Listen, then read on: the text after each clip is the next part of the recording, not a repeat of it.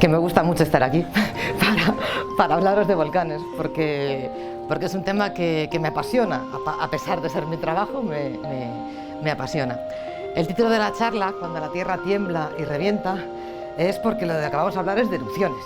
El reventar obviamente tiene que ver con las erupciones, pero antes de que esas erupciones ocurran es muy normal que la Tierra tiemble, y eso es lo que nos ayuda a poder pronosticarlas. Y como vamos a hablar de erupciones, tengo que empezar poniendo una foto de una erupción. Esta es una bellísima foto de una erupción en el Etna, y aquí tenemos a 3 seres humanos observándolo, porque los volcanes han atraído al ser humano desde el origen de los tiempos.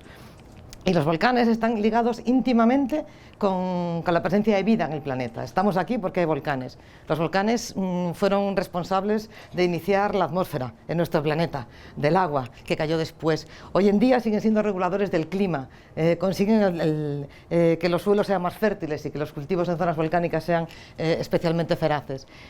Y sin embargo a veces también son generadores de desastres naturales, pero de eso hablaremos un poquito más adelante. El objetivo final de todos los que trabajamos en volcanismo activo es el reto de dar la respuesta al riesgo volcánico, el cómo podemos minimizar el impacto que los volcanes pueden ejercer sobre la sociedad, sobre el ser humano. Y en el caso de España, ese reto se materializó en octubre del 2011, como comentaba Enrique, cuando tuvimos la erupción en El Hierro. Bueno, en realidad empezó a materializarse en julio de ese mismo año, cuando empezaron los primeros síntomas de reactivación. El gran reto fue coger todos los datos que teníamos, llenar toda la red, toda la isla de más instrumentación para tener todavía más datos y poder escuchar qué nos estaba diciendo ese magma que se estaba moviendo por debajo del hierro, y ser capaces de interpretarlo, analizarlo y saber qué iba a ocurrir. Ir viendo como cada paso la probabilidad de una erupción era más alta. Pero fue todavía más apasionante por el hecho de que nuestra ciencia, la ciencia que nosotros llevábamos años haciendo, dejó de ser una cuestión solamente de análisis, ecuaciones, modelos de simulación y artículos científicos.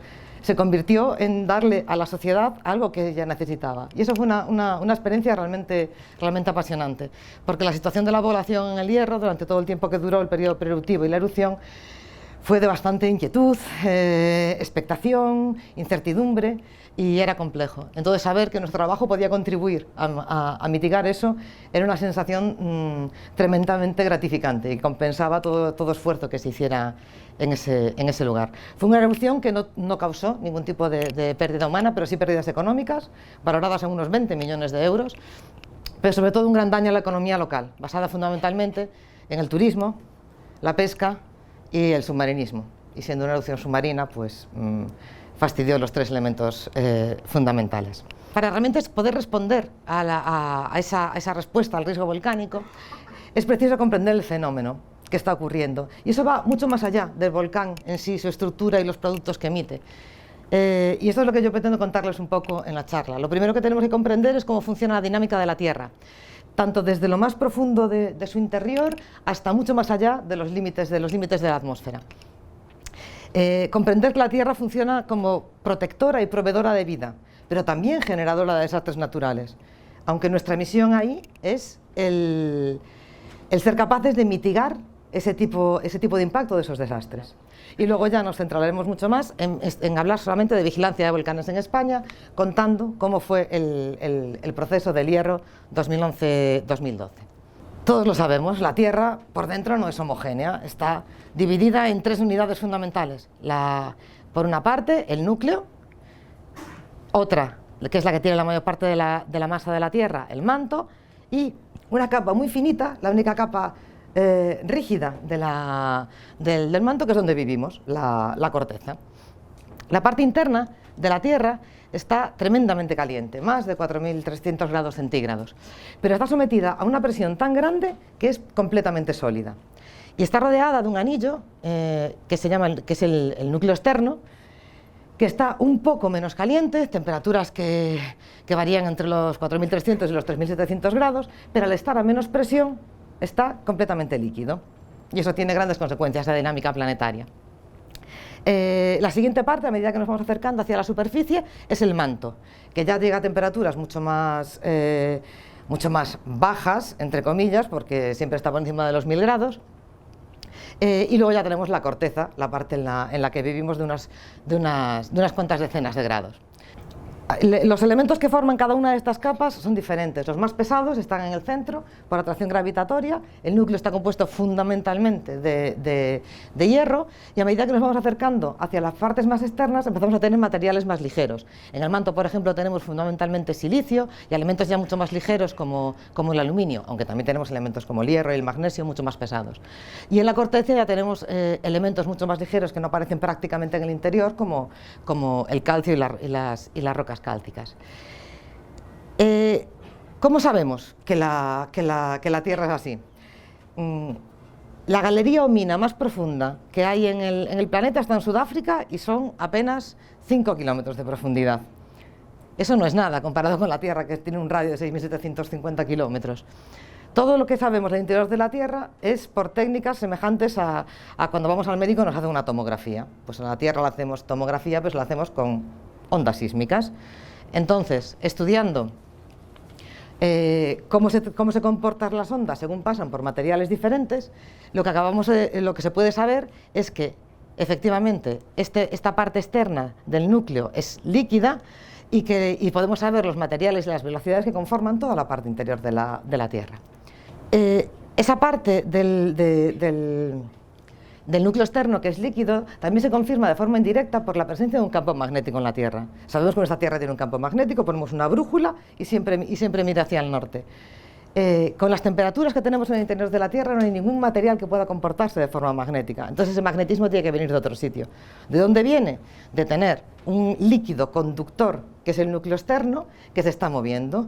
Un conductor que se mueve genera un campo magnético que a su vez induce una corriente eléctrica en ese mismo fluido que ya se estaba moviendo. Parece un poco tricky, pero ese es el origen de la mayor parte del campo magnético de nuestra Tierra. Y es lo que se llama una dinamo autoinducida. Y esto también tiene unas consecuencias muy grandes a nivel planetario con respecto a la vida. Tendemos a pensar que la corteza donde vivimos es una cosa estática que no se mueve demasiado, pero la Tierra se mueve, y se mueve mucho. La corteza esta, sobre la que vivimos, tiene espesores muy variables, desde unos 40 kilómetros de media, la corteza que está debajo de los continentes, a espesores mucho más finos en la corteza que forma el fondo de los océanos, que pueden ser de 10 kilómetros. Como todos sabemos, toda la corteza está fragmentada y dividida en placas tectónicas que se mueven unas con respecto a las otras. Aquí es el típico ejemplo en que esto sería una zona, la dorsal. ¿Esto es? Sí, esto es la dorsal. Bueno, esto es una dorsal oceánica donde se genera magma, está saliendo magma de forma continua y creciendo las placas tectónicas y separándose. Todo lo que aumenta por un sitio, por otro, tiene que desaparecer.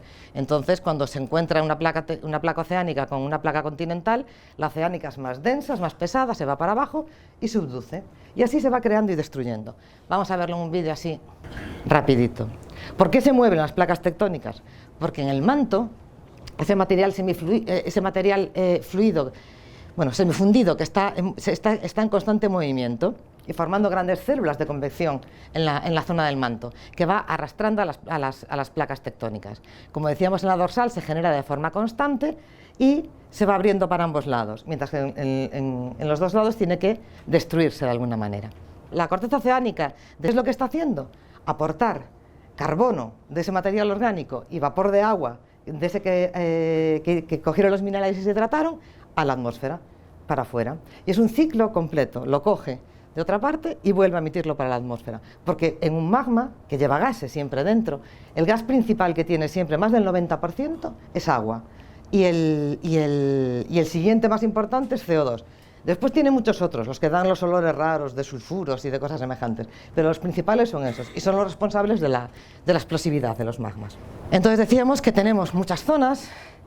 Esta es la zona que más nos corresponde. La mayor parte de España está en la placa euroasiática, excepto Canarias y Ceuta y Melilla, que están en la placa africana. Para que os hagáis una idea de a qué velocidades se mueven las placas, varía mucho según las zonas, pero por ejemplo la dorsal media atlántica, esta, nos separamos de Estados Unidos unos 5 o 6 centímetros cada año. no es una cantidad despreciable. Hay mucha gente que dice, bueno, aumento de la placa es muy lento. Bueno, no es tan lento. Hay zonas donde las placas se mueven a 20 centímetros por año o una cosa así. O sea que realmente ese proceso de construcción y destrucción es un poco más rápido de esa sensación inmutable que tenemos en general sobre las placas tectónicas. Esto lo que quiere decir es que la Tierra está renovando de una forma lenta en escala geológica su corteza de forma constante. La edad de la Tierra son 4.500 millones de años. Pues la edad de la corteza continental más antigua que tenemos ahora mismo son 3.600 millones de años y de corteza oceánica solamente 180 millones de años, porque se va creando y destruyendo de forma constante. Los bordes de las placas los conocemos muy bien. ¿Por qué? Porque en esa parte es donde se generan los terremotos y los volcanes, la mayoría de ellos al menos. Aquí están representados pues, los principales terremotos y erupciones volcánicas y como veis no vivimos en una zona demasiado mala. Tenemos unos terremotos mucho más pequeños y menos frecuentes que en muchas otras zonas del mundo. La zona más activa tectónicamente del planeta es lo que se llama el anillo de fuego, que es todo lo que rodea el Pacífico. Miradlo así, que es donde se producen los 10 mayores terremotos de la historia de la humanidad. Todos han sido en el anillo de fuego y también muchas de las mayores erupciones que ha tenido el planeta. Antes hablábamos de que la dinámica de la Tierra está influenciada incluso por cosas que van más allá de su propia atmósfera. Las primeras y evidentes son el Sol y la Luna y su atracción gravitatoria sobre nosotros. Todos tenemos claro lo que son las mareas oceánicas porque lo vemos en la playa de forma constante. Pero el mismo proceso de atracción gravitatoria ocurre con la atmósfera, que es otro fluido, y hace exactamente lo mismo que el mar. Lo que pasa es que no lo vemos, pero hace lo mismo, se engrosa por un lado y se adelgaza por el otro por el efecto del Sol y la Luna. Pero no solamente eso, también la Tierra que pisamos hace exactamente lo mismo. La Tierra que pisamos también está sometida a la atracción gravitatoria de la Luna y del Sol, y se deforma mucho más de lo que creemos. En circunstancias ideales, en Sigiza se llama, cuando están alineadas la Tierra, la Luna y el Sol, la deformación que se puede llegar a ver en la Tierra son de 40 o 50 centímetros. Lo que pasa es que es un proceso que se hace muy lento y es difícil de percibir porque se hace en zonas cercanas, es muy parecido, no varía, o sea, varía muy lentamente a lo largo de la Tierra, pero son también importantes. ¿Por qué son importantes? Yo que voy a hablar de volcanes y de vigilancia de volcanes y mareas terrestres, porque si yo tengo puesto un aparato para medir la deformación de un volcán, tengo que quitarle esto, porque si no le quito esto, estoy pensando que la deformación me la está dando un magma que está subiendo en lugar de ser un efecto conocido como son las mareas terrestres. Antes hablábamos de que el núcleo externo líquido es el responsable de que nuestra Tierra tenga campo magnético. Y nuestro campo magnético es como nuestro escudo protector frente al exterior. Especialmente cuando el Sol, esto es una visión en ultravioleta del Sol, cuando el Sol produce tormentas solares y expulsa grandes penachos de plasma con partículas cargadas, normalmente neutrones, electrones, y que se vienen directamente hacia se expanden de forma radial, pero pueden llegar hasta nuestro planeta. Si esa radiación llegara, nos freiría. Sin embargo, ¿qué es lo que ocurre? Cuando todas esas partículas salen, se ven afectadas por el campo magnético del Sol, que es un campo que cubre toda nuestra galaxia, afecta a todos los planetas que forman parte del sistema solar. Ese sería el efecto de una eyección de masa coronal, por ejemplo, y cuando se acerca al campo magnético de la Tierra, el campo magnético de la Tierra nos defiende y se empieza a quedar achatado por la parte que está mirando al Sol y alargado por detrás. A lo mejor va un poquito lento esto. Esta sería la parte que está mirando al Sol, donde se está achatando todas las líneas de fuerza y se está quedando como una cola para atrás, que es cuando se está protegiendo. Aún así, si las tormentas solares son muy fuertes, hay un montón de partículas que pueden llegar a entrar dentro de llegar hasta prácticamente la superficie de la Tierra. ¿Y por dónde lo hacen? Pues por donde entran y salen las líneas de fuerza del campo magnético, es decir, por los polos de nuestro imán, es decir, en el polo norte y en el polo sur, dando lugar a las auroras boreales y a las auroras australes. A veces las tormentas son tan grandes que causan efectos muy fuertes. En 1859 creo que fue, hubo una fortísima tormenta solar que se conoce como el evento Carrington, por el astrónomo que la descubrió, Lo que pasa es que en aquel momento la única, digamos, tecnología que había que podía ser afectada por este tipo de tormentas solares era el telégrafo, que se había instalado en Estados Unidos unos años antes, que directamente ardió y desapareció. Pero si una tormenta de ese tipo, tenemos tormentas solares de este tipo con frecuencia. La última que yo sepa que afectó al menos a España fue en el 2003. O algo así, pero a mucha más pequeña escala. Desestabiliza la ionosfera, plantea problemas en las comunicaciones, pero no mucho más. Pero una como la de Carrington tendría un impacto tremendo hoy en día. Los volcanes también producen un montón de cosas en las que son beneficiosos. Ya mencioné al principio muy brevemente, y no voy a entrar mucho más en ello, pero los volcanes son los responsables de que empiece a haber atmósfera en este planeta, y después también los responsables de que vaya a haber agua. Pero una vez que ya tenemos establecido eso, actúan en cierto modo como reguladores del clima. Cuando tenemos una erupción explosiva, el magma sale fragmentado a la atmósfera en partículas de tamaños desde metros hasta submicrométricos. Y eso puede producir unos efectos en el clima a escala global en el planeta, dependiendo de cuán grande sea la erupción, cuánto material se emita, pero sobre todo a qué altura se emita. Cuanto más arriba se emita, la capacidad de expansión de todas las cenizas sobre el planeta es mayor. Esta es una imagen que, bueno, no se ve mucho, pero es una erupción del volcán Villarrica, en Chile, y veis que hay un montón de rayos. Es muy habitual, son las erupciones volcánicas explosivas, porque se emiten un montón de partículas que están cargadas eléctricamente, y se provoca directamente esos rayos. También se provoca que llueva en esa zona, porque las partículas más pequeñas actúan como núcleos de condensación para las gotas de lluvia, entonces es muy normal también que llueva en esas circunstancias. Además de emitir partículas a la atmósfera, en las grandes erupciones explosivas, esto es el Láscar en Chile, también se emite una gran cantidad de gases. Y antes hablamos de cuáles eran los gases más importantes que estaban presentes en el magma, que son agua, no pasa nada porque la atmósfera tenga un poco más de agua, y CO2. Y la emisión de CO2 en volcanes es significativa. Lo fue mucho más en el pasado, en el Precámbrico, cuando había una actividad volcánica salvaje en el planeta, y fue cuando empezó a generarse la atmósfera. Pero ahora sigue siendo significativa. Y este es el Redoubt en Alaska también.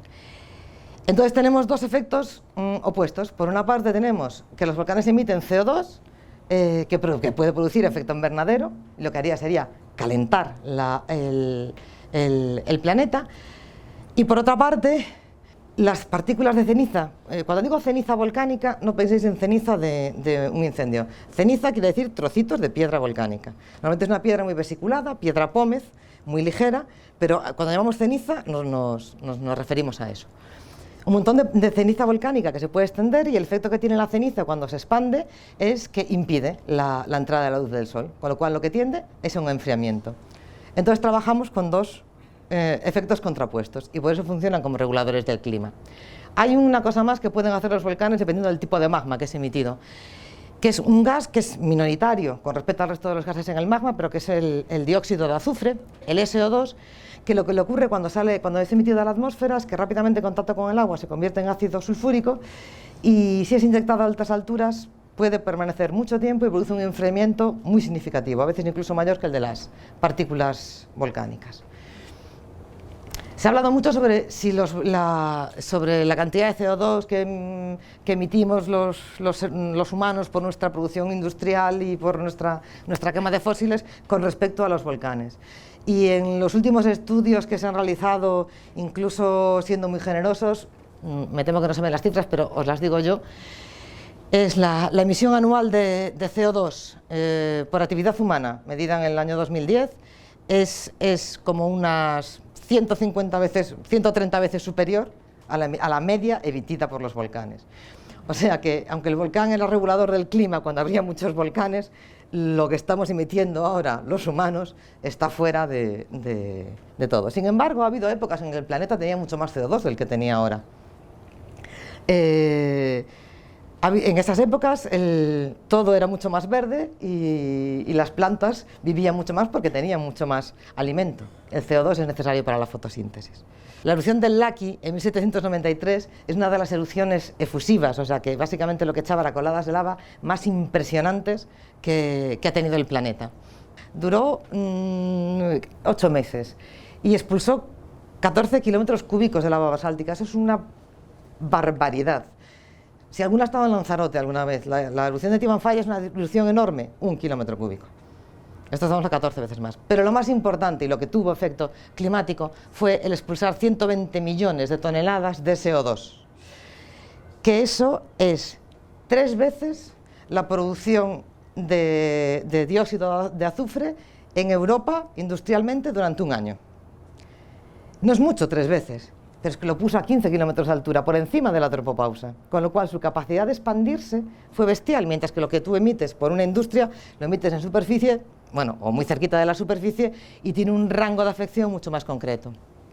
En Islandia fallece la 1/4 parte de la población, el 50% del ganado, las cenizas por una parte cubren toda la vegetación, se quedan sin alimento y además hay mucho flúor y mucho cloro también, se envenenan los animales y las plantas. La temperatura media en el hemisferio norte desciende más de 1 grado, que parece poco, pero es mucho más de lo que parece. Y hay una gran hambruna en Europa. Y muchos autores consideran que este es el origen del hambre que provocó la Revolución Francesa. Es espectacular, yo he estado allí y es como para quedarse con la boca abierta y quedarse ahí unas cuantas horas mirando. Realmente se llama la erupción del Laki, porque el Laki es un volcán que estaba antes de esta erupción, pero el Laki no entró en erupción. 12 kilómetros por aquí y 12 kilómetros por allá, y el Laki en el medio, y la erupción salió de las fisuras que estaban en los 2 lados. Y la otra, más espectacular, unos pocos años después, la del Tambora, en Indonesia. Es la mayor erupción que ha vivido en la historia el ser humano. Generó una columna de cenizas de 40 kilómetros de altura. Eso no es superar ya la tropopausa, es irse muchísimo más para allá. E inyectó ese material, muchísimo material ahí arriba, donde los vientos son mucho más fuertes y lo distribuyen rápidamente en todo el planeta. Estamos hablando de una energía equivalente a 800 megatones, cuando la bomba de Hiroshima fueron 5 kilotones. O sea, estamos hablando de 5 ceros más. ¿Vale? La oscuridad diurna que provocó la ceniza que emitió cubrió un área de 600 kilómetros a la redonda del volcán. Fue algo espectacular. Y por eso, el año siguiente, en 1816, se llamó el año sin verano y se conoció como así en toda Europa. Había como 3 grados menos de media en todo el mundo, y muchos artistas acabaron reflejando unos cuadros así, con un aspecto fantasmagórico diferente, y Lord Byron, que estaba de vacaciones en Suiza, pues escribió su poema Darkness, que también se supone que tiene que ver con la oscuridad de ese verano. Eso en el aspecto climático, pero a los seres humanos siempre nos han afectado los volcanes. Esto que veis aquí, ¿veis? Son huellas sobre una ceniza volcánica recién caída. Se encuentran muy cerca de Managua, en Nicaragua. Se llaman las huellas de Acahualinca y tienen 2100 años. Lo que se deduce de estas huellas es que hubo una erupción volcánica, cayó mucha ceniza, de la que cae calmamente, y un grupo de 15 personas, que es lo que se ve aquí, decidieron salir caminando para alejarse de ese peligro de ese volcán. Aquí se ve incluso una huella más pequeña, veis un niño, una manita, que se vio caer, unos con las huellas más profundas, otros más ligeros, pues probablemente alguien que iba cargando con algo o con alguien. Pero estas huellas se encontraron cubiertas por esto, que es un flujo piroclástico, que también es ceniza, pero que ya no cae así, fría. Un flujo piroclástico es una mezcla de gases y ceniza a unos 600 grados centígrados, que avanza a unos 200 kilómetros por hora y que arrasa todo lo que hay en su camino. Probablemente esta gente pudo escaparse de eso, precisamente por el hecho de sin necesidad de que hubiera ninguna protección civil que les dijera que tenían que evacuar, autoevacuarse y buscar un lugar más seguro donde refugiarse. Pero a medida que... y este es el volcán responsable de estas cenizas y de este flujo piroclástico aquí arriba, el volcán Masaya, muy cerquita de Managua. Pero a medida que avanzamos como sociedad, nos volvemos mucho más vulnerables a estos efectos. La famosísima erupción de Pompeya y Herculano en el año 79 después de Cristo, donde mueren solamente 5.000 personas. Digo solamente porque se estimaba que por lo menos tenía 20.000 habitantes, Pompeya. Ellos no sabían que el Vesubio era un volcán. El Vesubio es un volcán que tiene periodos de descanso entre erupciones en general bastante largos. Lo que pasa es que sí que habían sentido varias explosiones y habían sentido los terremotos, y mucha gente había abandonado Pompeya. Pero después de unas semanas, sin que pasara nada más, la gente volvió. Unos volvieron a por sus cosas y otros volvieron a por cosas de otros. Y entonces ahí fue cuando se produjo un flujo piroclástico, lo que acabo de contarles hace un momentito. Y ese fue el que sepultó a todas y mató a todas las figuras que aparecen ahí. En la ciudad de Herculano, por lo visto, según cuenta Plinio el Joven, en la ciudad de Herculano, cuando vieron que empezaba a caer mucha ceniza, salieron todos de sus casas y se fueron al puerto, pensando que iban a estar más seguros, esperando a que alguien fuera a rescatarlos. De hecho, Plinio el Viejo se fue en un barco a intentar rescatar a sus amigos y murió porque el flujo piroclástico arrasó todo, penetró en el mar, todavía corren más cuando entran en el mar. Somos más vulnerables como sociedad porque nos aferramos a un sitio, a una cosa. Un pellizco que no tiene que ver con volcanes, pero que lo quiero para una cosa que voy a decir después. ¿Os acordáis del tsunami de Sumatra? Esta niña se hizo famosa porque una niña de 10 años, británica, estaba en la playa y cuando el mar se retiró hacia el fondo, la niña se acordó de que su profe le había dicho que cuando el mar se iba era porque iba a venir una ola gigante. Y empezó a gritar. A mí lo que me sorprende es que le hicieran caso a una niña de 10 años, pero le hicieron caso. Y varias de esas personas salvaron su vida. ¿Por qué digo esto? Porque en general, en la terminología cuando hablamos de desastres, el proceso natural no es el que genera el mayor daño. Puede generar daño, pero no es el elemento principal. Pero la ignorancia, el desconocimiento de lo que puede pasar y el desconocimiento de lo que tienes que hacer si algo pasa. La mala gestión del riesgo por parte de las autoridades y el exceso de confianza de esto aquí no va a pasar. Esos son los que producen los mayores daños y son realmente los provocadores del desastre, aunque el disparador sea el fenómeno natural. ¿Cómo podemos estar mejor preparados? Esto es una cosa que se llama el ciclo de los desastres, que es como muy sencillo. Ocurre un desastre, entramos en una zona de gestión de crisis. Primero evaluamos qué impacto ha tenido, luego damos nuestra respuesta.